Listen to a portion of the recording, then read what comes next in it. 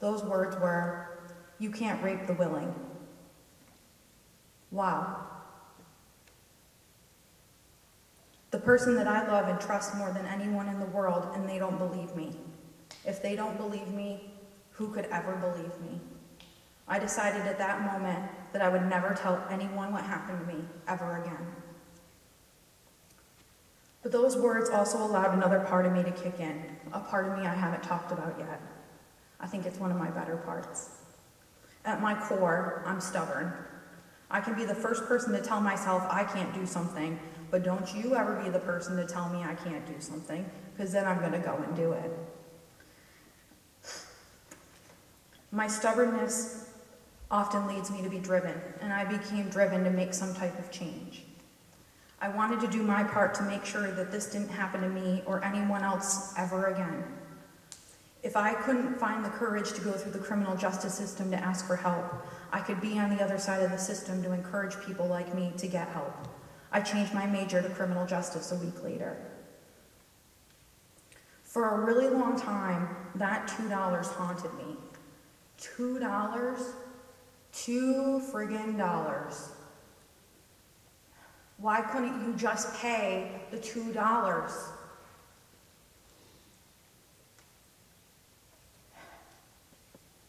I remember telling myself at one point that I would pay $2 every day. I would pay $2 every hour of every day for the rest of my life if that didn't happen to me. But as time went on and I got a little bit farther removed from the incident, and closer to today, my mind started to change. Yes, if I had paid the $2 and gone home with my friends, I wouldn't have been raped. But if that didn't happen to me, I wouldn't have changed my major to criminal justice. I wouldn't have been driven to make changes in the world, and I wouldn't be standing here with you today. I can almost guarantee that. I can honestly stand here today and say this to you with 100% sincerity. I wouldn't pay $2 to undo what happened to me. I know that probably sounds crazy, but it's true. As far as I'm concerned, it's the best $2 I never spent. I wanted to share this story with the world for a really long time because I think that there are lessons that can be learned from my experience, and I'm a teacher, and that's what I do. There are the practical lessons, like don't drink when you're underage, and even if you are of age, don't drink to excess. Stay with your friends when you're out, and be concerned about where your friends are. But underneath those safety tips are the real lessons that I hope some of you learn. If your gut tells you something is wrong, trust your gut. Even if you feel like you're being crazy, silly, stupid, if it feels wrong from your core, don't do it. And if someone tells you something, no matter what the circumstances are surrounding the incident, believe them. Even if you don't believe them, let them know that their concerns were heard and their concerns matter. I feel about 1,000 million times better now that I just got that out. And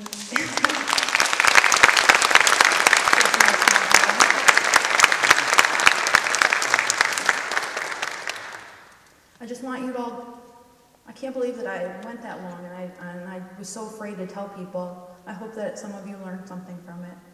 But I didn't want this to all, I wanted this to be more happy than anything else. So now we're kind of past the sad part, right? Now we're going to get into the good parts. So besides school, I think the thing that was next most important to me when I was in college was having a boyfriend. In my opinion, your college years are your first real dating years. This is when people meet people who they get married to and have kids with. This is the time when you experience intense feelings of love, followed by the world's worst breakups. So I'm 29, I'm single, and I live with 2 cats. But that doesn't mean that I haven't learned a thing or two about this over the past decade or so. I've been in love a few times. While I clearly can't tell you tips to have a successful or a long-lasting relationship, I can tell you this: no romantic relationship is worth your mental health, your physical health, your education, your career, or your life. While I'm not the biggest Lady Gaga fan, I absolutely love this quote. Some women choose to follow men, and some women choose to follow their dreams. If you're wondering which way to go, remember that your career will never wake up and tell you that it doesn't love you anymore.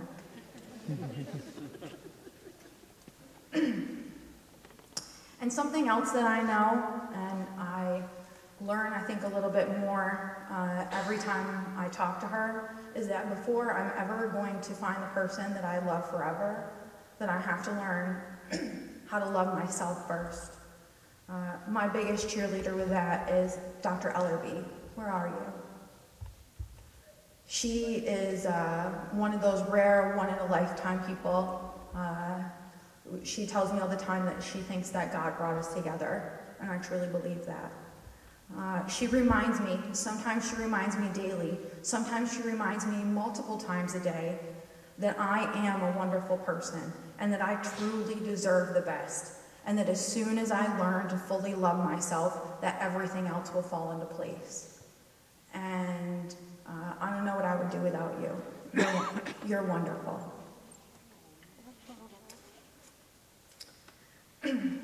So, I can't give you really the best love advice, but I can give you some breakup tips.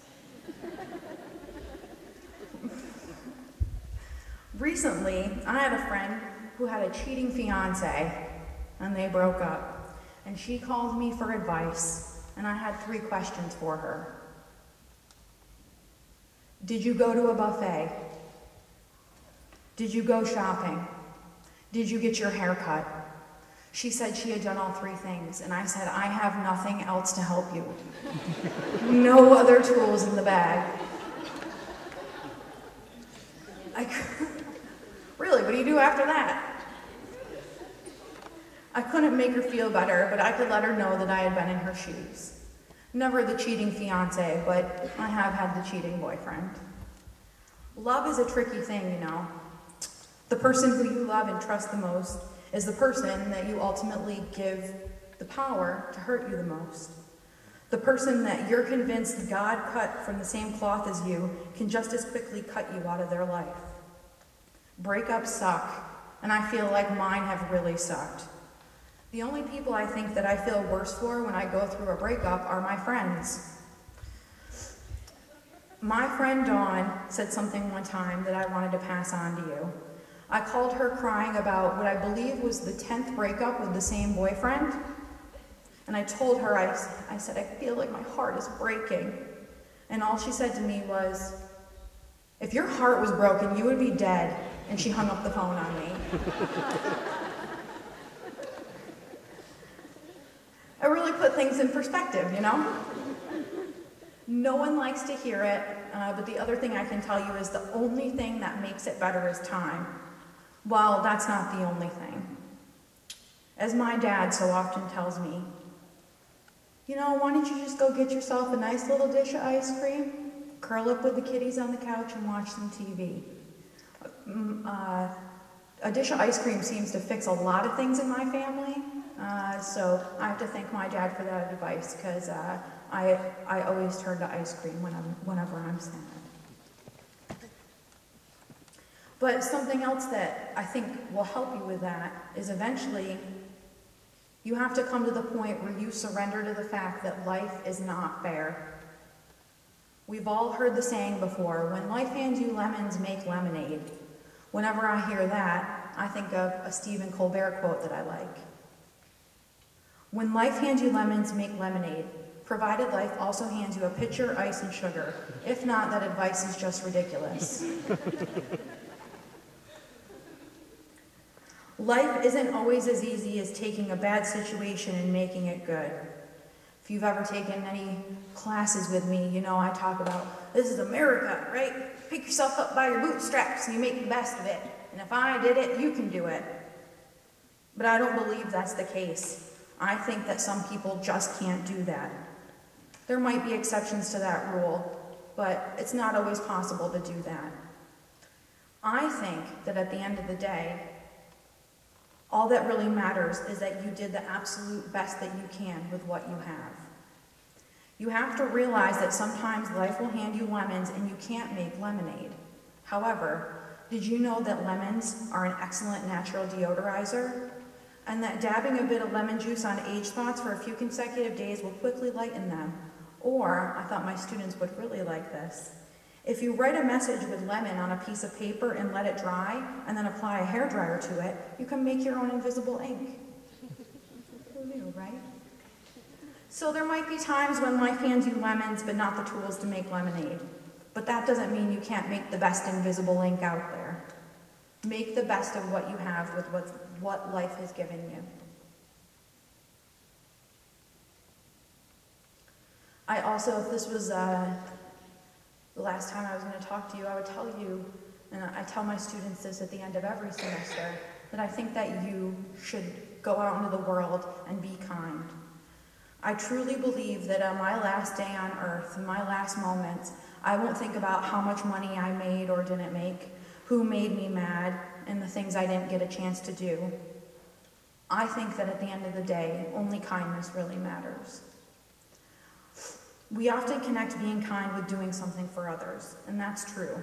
Something like volunteering through organizations is a way to be kind to others, but that's just one of many ways that you can help others out.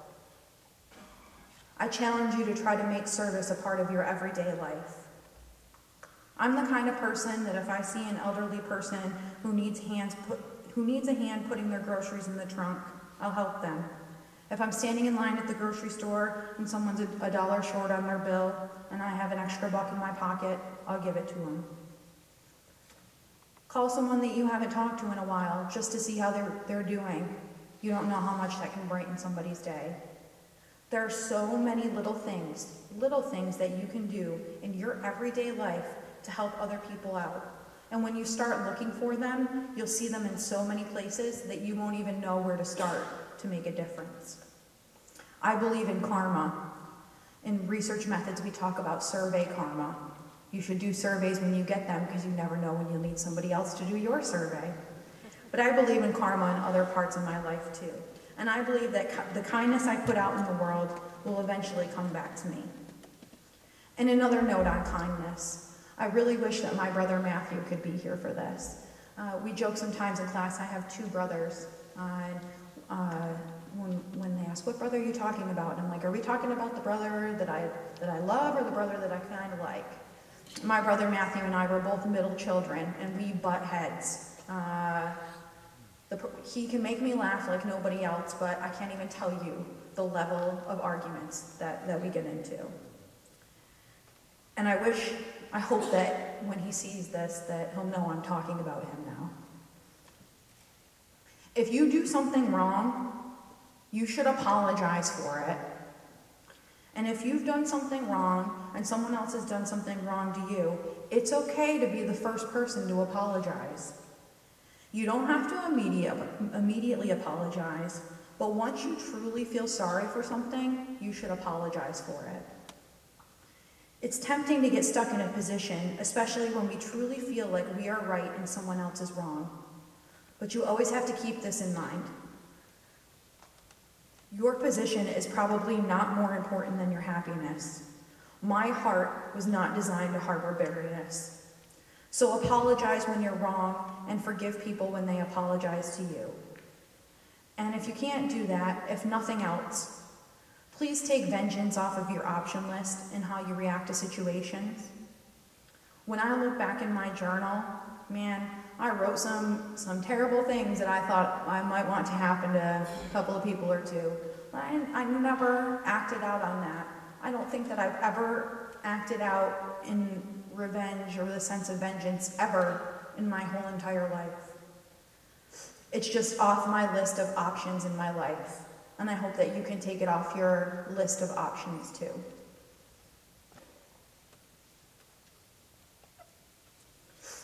One of my favorite quotes from the band, Incubus, is, when she woke in the morning, she knew that her life had passed her by, so she called out a warning. Warning, don't ever let life pass you by. If you know you are capable of doing or being something, don't ever let anyone tell you you can't do what you know you can do, or be what you know you can be. I kept this in mind all throughout graduate school. Sometimes some of you will ask me things like, what's grad school really like, Dr. Lamphere? Will there be lots of writing? Will I have to do stats? The answers to those are hard, yes, and yes. Graduate school did have its fun moments, but it's not designed to be fun. It's designed to prepare you so you can become what you know you're capable of being. You have to at some point realize that getting what you want is not always fun. In fact, it sometimes just downright sucks. But if you get to where you want to be in the end, it'll be worth it. We all have well thought out plans for our future. Some of you want to finish school and get a job. Some of you want to finish school and get married and have children. Some of you want to go on to graduate school, and some of you have no idea what you want to do with your lives, and that is completely okay. Even those of us with the most well thought out plans don't really know what's going to happen in our lives. And I'm sure some of you haven't heard of them, but many of you have heard of the band Outkast, my students. You can plan a pretty picnic, but you can't predict the weather. I always love that quote. At some point, you're going to have to recognize that you have no idea what the future holds. Let me stop. At some point, I'm going to need to recognize that I have no idea what the future holds. Another Lamphere needs to keep working on that moment. But none of us really do, and you can take comfort in knowing that nobody knows. If you can't find comfort in the unknown, you will never be content in this moment, because you'll always be worrying about the future. So take a step back and realize that in the end, things usually work out okay. And if it's okay, if it's not okay, then it's probably not the end.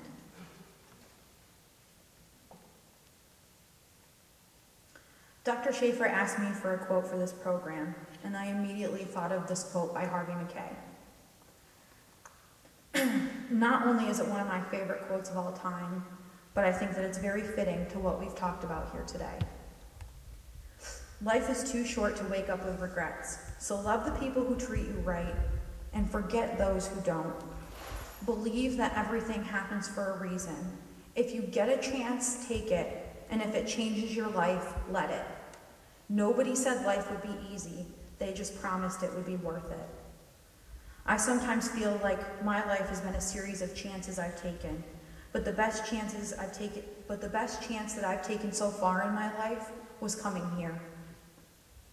If you had asked this New York girl if she would live in North Carolina, even a few years ago, the answer would have been a definitive nope. But you know what? This chance came up. I had a good feeling, and I took it. I knew soon after I got here that it would pay off, but I guess I didn't realize that it would pay off to the extent that it has for me. I tell you guys this all the time, but I truly do love my students at UNCP. I think collectively that you truly are the most wonderful group of people I've ever had the pleasure of meeting. When I tell you that coming in to teach you every day is the best part of my day, it's because it is. From the pink elephant in the room to the cat drawings, from putting square pegs in round holes, or is it round pegs in square holes, to pancakes or crepes always having two sides. That was for you, Bobby. From teaching me how to put in my contact lenses to teaching me how to get farther in the zombie levels of Call of Duty than I could ever get on my own. You have made my first year at UNCP one that I know I will never forget. I want you to know that no matter where life takes me or any of you, I'll always be no more than an email away. So hopefully, this isn't my last lecture at all. I hope it's the beginning of a lifetime of lectures. Today is simply the beginning of a new page in my book, and the rest, well, that's just still unwritten.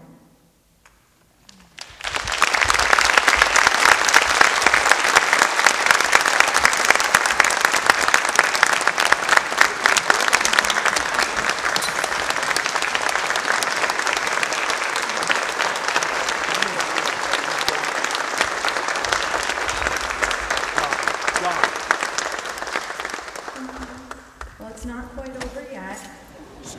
I have a little students kind of knew this was coming. So I'm not sure if you've ever seen Watch What Happens Live. It's on the Bravo network every night. Andy Cohen, it's pretty funny. He brings on celebrities and he asks them 3 questions and they have to answer 2 out of the 3.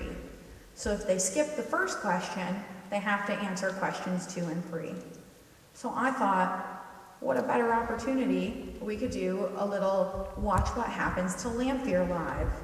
So a couple of weeks ago, I had some of my students, I just went into class and I said, anything you've ever wanted to ask me or a teacher, write it down.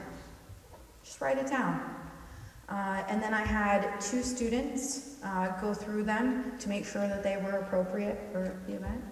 And those 2 students, Kelly and Natalie, have the questions, and I have no idea what they are. Dr. Schaefer knows what they are, but I don't. So with that being said, how about we watch what happens to Lamphere Live, right? I'm ready, girls, when you are.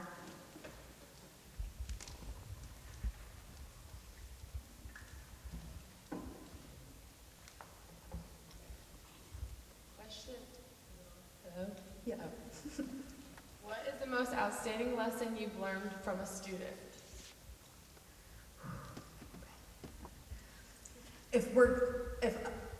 Can I have 2 question parts to this? One would be, Garrick Britt, I don't know if you're in here, but like, you really changed my life with this Call of Duty thing. Like, my sister and my dad last night, they like got in and I was like, hey, I haven't seen you in 5 months. Look at how far I can get on these zombie levels. So that really, that's been a pretty big life changer for me. But so what's the best thing I've learned from a student? Oh my goodness. I learn lots of good things from my students all the time.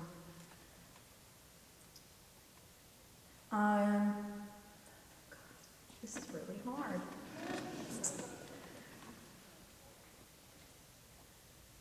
I would say that collectively, what I've learned from students is to be patient, more patient. Sometimes you test my patience a little bit more than I would like you to, right? It's your class, I'm just teaching in it. So I think that patience, but I mean, you guys teach me stuff all the time. Whether it's coming into class and telling me about a current event I didn't know about, or just giving me a chance to reflect on who I am. I learn something from my students every day. I learn as much from them as they learn from me. I hope that's good enough. Sorry, the Call of Duty thing has really been a big deal for me. Okay, so this question is a little bit long, but as such an influential person in most of your students' lives, I would love to know the people in your life who inspired and influenced everything, from your major point of views, such as those on the death penalty, to those who helped you realize what you wanted to do in your life. That's a good question, too. I've had some really great teachers along the way. When I was in high school, I had 2 teachers, the McCluskeys, Ken and Denise. I went to the same school that my dad went to, and we all took Latin with Mr. McCluskey, my dad, my aunt, me, my brothers, and we all failed Latin with Mr. McCluskey along the way. Mrs. McCluskey was my French teacher.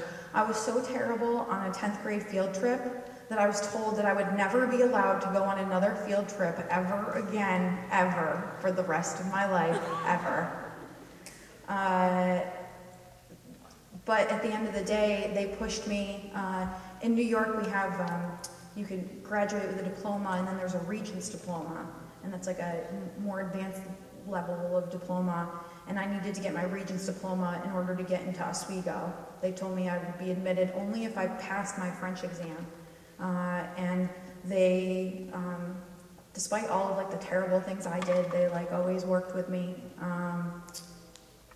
to make sure that I got to where I needed to be, and so I could never thank them enough. You guys hear me talk about Dr. D, Tim Delaney. He's a sociologist at SUNY Oswego. He is one of the people that inspired me to become a professor. I just thought that he was so interesting. He used to joke that I minored in him because I took like 7 of his classes.